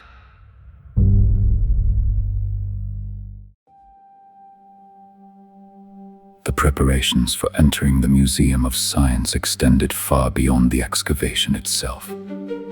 Engineers reinforced doorways, keepers prepared record books. Workers assembled ropes, lanterns, lifting equipment, and supplies. Elias had one final task of his own. He needed equipment worthy of the journey ahead. Rather than requesting ordinary supplies from the city's storehouses, Elias walked to the workshop of one of New Alexandria's finest leatherworkers.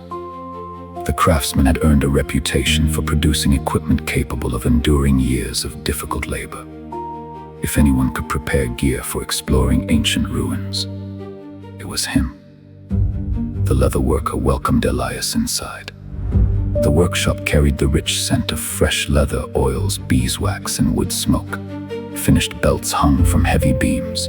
Boots rested neatly upon sturdy shelves. Fresh hides covered broad work tables awaiting careful cutting and stitching. The two men spent much of the morning discussing the expedition. Not what looked impressive, but what would survive. Together they selected thick leather for sturdy boots capable of crossing broken stone without tearing. They chose well-fitted gloves that would protect hands from rough masonry while still allowing delicate artifacts to be handled with care. A broad utility belt would comfortably carry tools throughout long days of exploration. Hardened leather guards would protect knees and elbows if collapsed corridors forced the explorers to crawl. Finally, they designed a carefully balanced bandolier fitted with buckles, loops, and small pouches so fragile discoveries could be secured while leaving both hands free for climbing or carrying equipment. As the leather worker prepared to set the bandolier aside, Elias stopped him. "There is one more thing." The craftsman looked up. "I want a forged iron ring fixed securely to the back." The leather worker studied him for a moment. "So someone can tie a rope to you?" Elias nodded. "If a floor gives way, or I need to descend somewhere dangerous, I want the others to be able to pull me back." The craftsman remained silent for a moment before giving a slow nod. "Then we'll build it so the leather fails long after the rope does." Before the afternoon was over, a heavy forged iron ring had been riveted through several reinforced layers of thick leather using broad iron plates and oversized rivets. The leather worker pulled against it with all his strength. It did not shift. Satisfied, he handed the finished bandolier back to Elias. Nothing upon it had been added for appearance. Every buckle, every pouch, every stitch, every rivet had been placed there because someone believed it might one day save a life. When the equipment was complete, the leather worker quietly named his price. Elias smiled. He opened a small wooden chest he had carried with him. Inside rested several carefully selected artifacts recovered during earlier excavations. Beautiful pieces, rare pieces, objects that many would have considered too valuable to trade. Without hesitation, Elias placed them upon the workbench. The leather worker examined each one carefully before looking back toward Elias. "Are you certain?" Elias nodded. "If these help a master craftsman improve his work, then they are exactly where they belong." The trade was completed without further discussion. Neither man believed he had received a better bargain.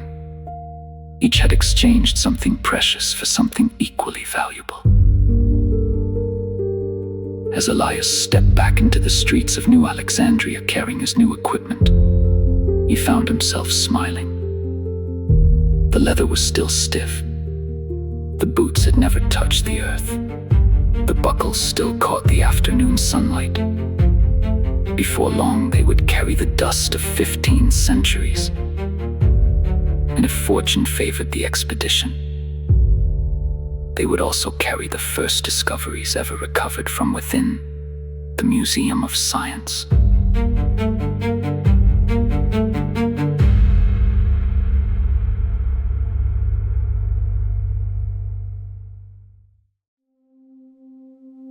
The city had almost finished its preparations. The Museum of Science stood ready. The engineers had reinforced every exposed entrance, equipment had been assembled. The artifact-receiving building waited empty beside the excavation. There remained only one task: to step inside. As evening settled across New Alexandria, Elias sat alone inside his quarters. No meetings filled his evening. No reports required immediate attention. No visitors waited outside his door. Instead, the room was occupied by neatly arranged equipment spread across his table and bed. Every piece had been made specifically for the exploration ahead. Nothing had existed before the expedition began. Everything had been designed for a purpose. A sturdy pair of leather boots stood beside the bed. A broad leather belt rested nearby. Freshly made gloves still carried the scent of newly worked leather. Several notebooks waited beside carefully sharpened charcoal sticks. A well-balanced lantern rested on the table alongside knuckle-tree containers filled with spare lamp oil, food, fresh water, lengths of rope, simple tools. Every item had been chosen with care. Even hardened leather guards had been crafted for his knees and elbows, allowing him to crawl safely through narrow passages should collapsed corridors block the way. Across the bed lay a newly finished leather bandolier fitted with buckles, loops, and small pouches where fragile artifacts could be carried without occupying his hands. Every piece of equipment was new, unused, untested.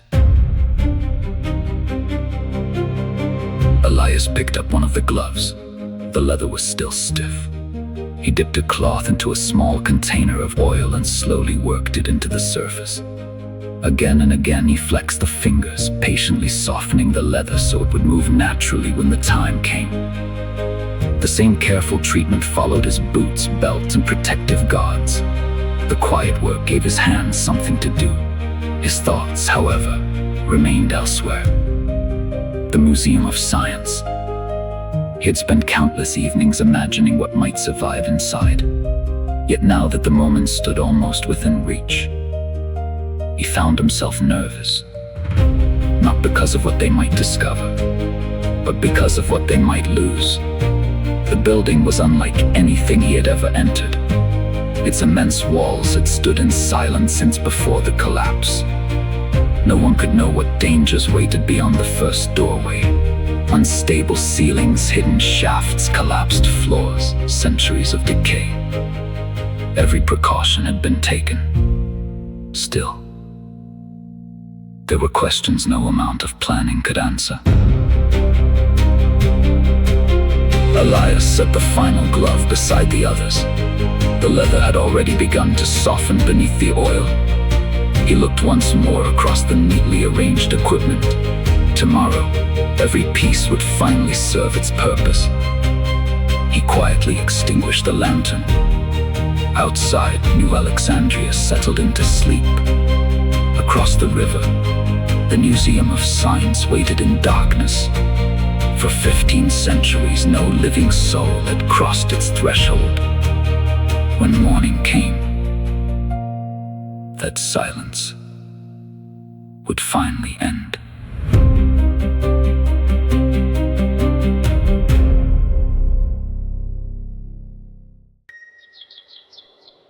The first light of morning filtered through the windows of Elias's quarters. Today was the day. For months, the city had prepared for this moment. Soon, the first exploration of the Museum of Science would begin. Elias quietly dressed in the equipment prepared for the expedition. The new leather boots were finally beginning to soften. His gloves fit more comfortably after spending the evening working oil into the stiff leather. The broad utility belt settled naturally around his waist. The reinforced bandolier rested securely across his shoulders, its newly forged iron ring catching the morning light. His lantern was filled with fresh oil, with more stored inside sturdy knuckle-tree containers. Fresh water and provisions were packed. Charcoal sticks and notebooks were secured inside protective leather pouches. One final inspection confirmed everything was ready. He took a slow breath. Then came a knock at the door.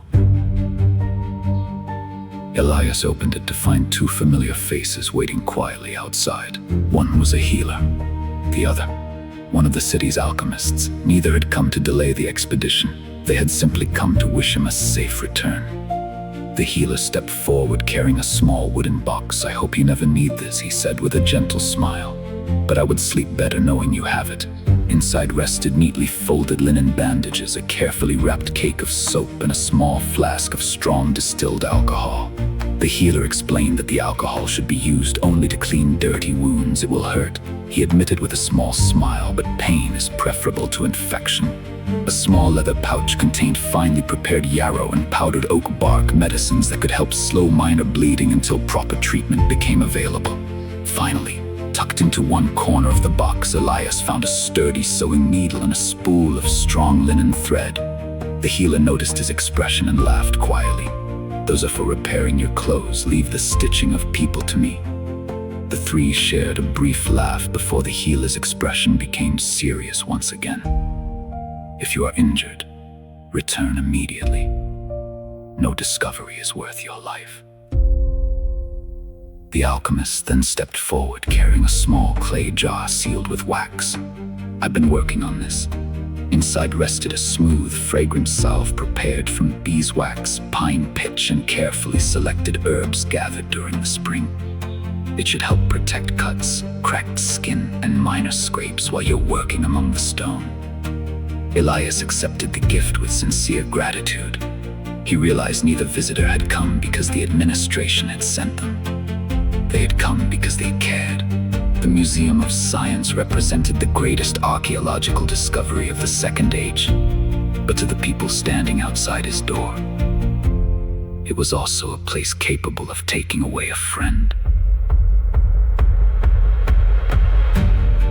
The healer quietly closed the lid of the wooden box. The alchemist tightened the wax seal upon the little jar one final time. They wished Elias good fortune, safe exploration, and a safe return home. As they departed down the quiet street, Elias looked once more at the gifts resting in his hands.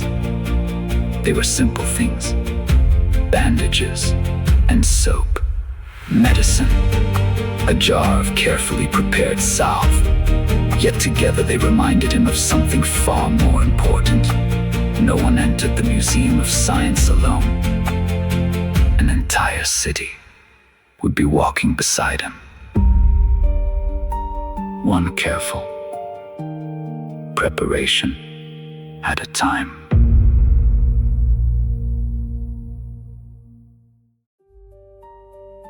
Morning arrived beneath a cloudless sky. Long before sunrise, workers had already begun gathering outside the Museum of Science. No one had been ordered to come. They simply wished to witness history. By the time Elias reached the excavation, more than 100 people stood waiting in respectful silence. Engineers, keepers and alchemists, laborers and guards, farmers and glassmakers. Children sitting upon their fathers' shoulders. Word had quietly spread throughout New Alexandria today. The doors would finally be crossed. Elias paused for a long moment before joining the others. His equipment felt unfamiliar despite the care he had taken to prepare it. The new leather boots had only recently begun to soften. His gloves still carried the scent of fresh oil and beeswax. The lantern hanging from his belt gently tapped against his leg with every step. Across his shoulders rested the reinforced leather bandolier, every buckle fastened, every pouch secured. For months he had imagined this morning. Now that it had arrived, he found himself strangely nervous. What if nothing remained? What if everything had collapsed? What if one careless mistake destroyed something that had survived since before the collapse? The questions refused to leave his thoughts. A small exploration party assembled near the entrance. Elias, one fellow keeper, 5 engineers, no more. The first entry would remain deliberately small until the building could be better understood. If danger waited within, only a handful of lives would be placed at risk. The remainder of the city would stay outside, watching, waiting, ready to assist. As the final preparations came to an end, the first rays of sunlight appeared above the eastern horizon. The rising sun struck the front of the Museum of Science almost directly. Stone that had not seen daylight for 15 centuries slowly awakened beneath warm golden light. Every carved detail, every weathered crack, every surviving column seemed to emerge from the darkness one piece at a time. Behind the group, the growing sunlight stretched their shadows across the ground. Long, dark, silent. shadows crept steadily toward the entrance as though history itself were walking beside them. Nearby, towering stacks of timber, knuckled trees, ropes, wagons, and carefully sorted rubble cast deep black silhouettes against the brightening morning. Golden shafts of sunlight cut through the lingering dust near the ground. Each beam drifted slowly across the excavation, illuminating countless tiny particles still suspended in the cool morning air.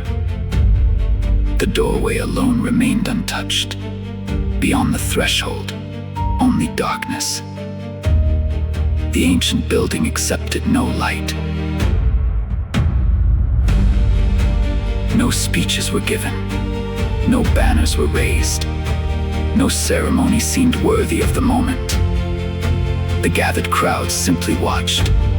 The engineers quietly removed the final temporary barrier protecting the entrance. Elias looked once toward the people of New Alexandria. More than 100 faces looked back. Some smiled. Others silently wished him well. Many simply stood in quiet anticipation. He gave a small nod, then turned back toward the doorway. One by one, the explorers lit their lanterns. 7 small flames flickered to life. Their warm light seemed almost insignificant beside the immense darkness waiting ahead. Yet they were enough. Elias adjusted the strap across his shoulder, tightened his gloves one final time, took a slow, steady breath, and stepped forward. The others followed close behind. As the last rays of the morning sun faded behind them, 7 lanterns disappeared into the darkness. For the first time in 15 centuries, humanity had returned to the Museum of Science.